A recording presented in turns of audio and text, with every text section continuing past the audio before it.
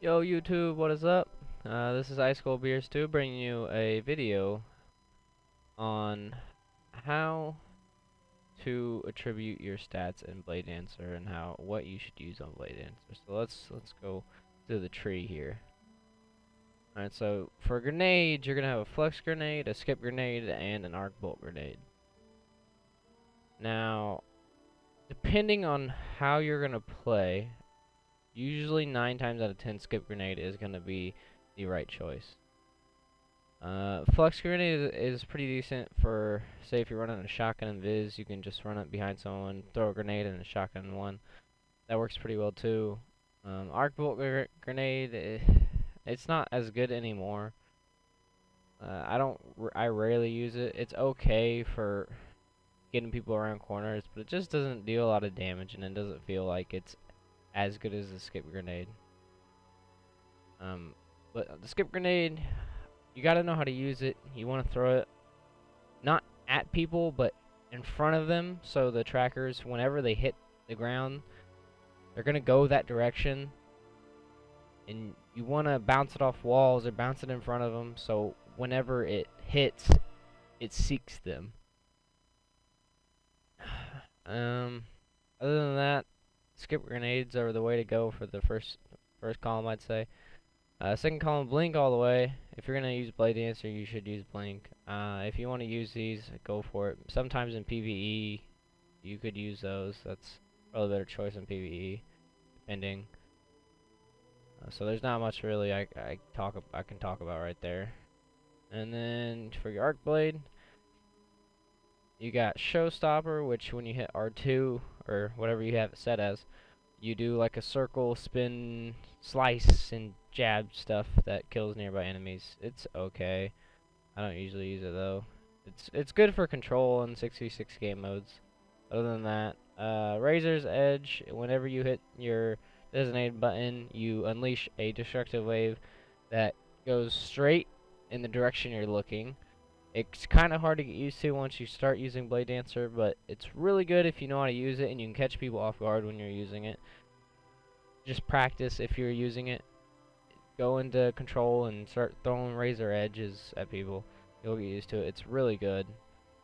Vanish. PvE maybe. I don't really use it in PvP. If you have a style to use it in PvP, go for it, but it's more PvE. Third tree, Blink Strike. You have Backstab, Escape Artist, and Fast Twitch. Depending on what you're doing, Backstab's really good in PvP, especially because you can punch people in the front and still get the backstab on them right now, so that's kind of broken. But other than that, Escape Artist, PvE, I'd say you can use it in PvP, but I feel like Backstab or Fast Twitch is more beneficial. I use Fast Twitch a lot of the times because I'll max my intellect and discipline, and I'll still have my melee every time I go to melee someone. It's really nice. Because what Fast Twitch does is give you your Blink Strike, I think every 5 seconds? I'm not quite for sure. I'm just guessing.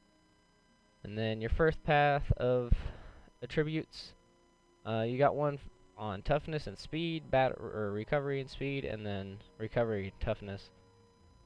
This is up to you how you want to highlight or assign your attributes here. It depends on if you're wanting to go tanky. I usually go agility mostly. If you're running a Bladedancer and you have blink and you're pretty quick on the draw, you have this perk, quick draw, which I'll get to in a second. I usually run agility. I think it's the best option. Next one, fleet-footed, increase maximum speed, and extend slide distance. That's okay.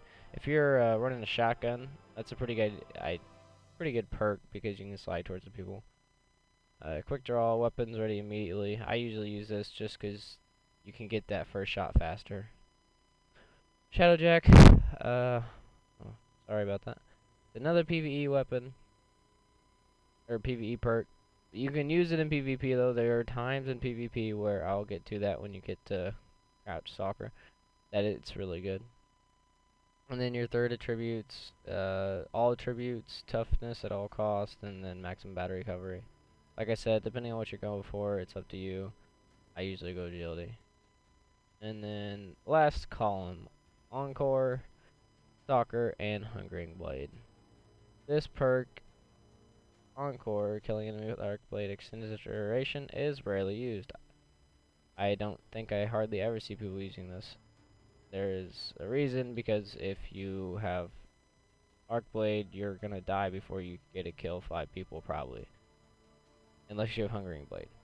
That's will save you.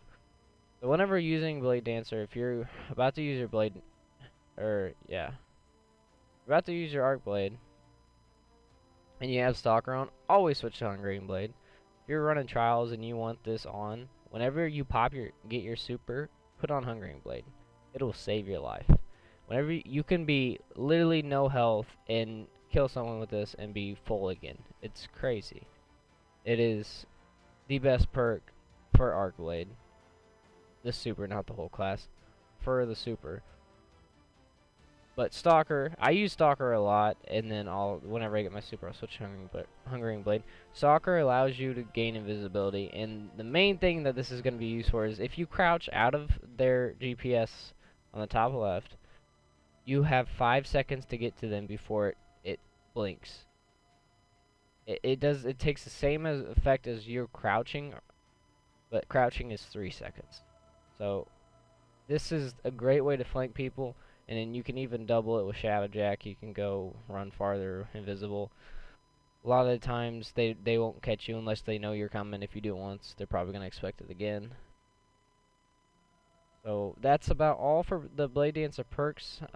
I will probably release a video later on with some more gameplay. I just kind of wanted to get the perks out of the way and talk about it a little bit.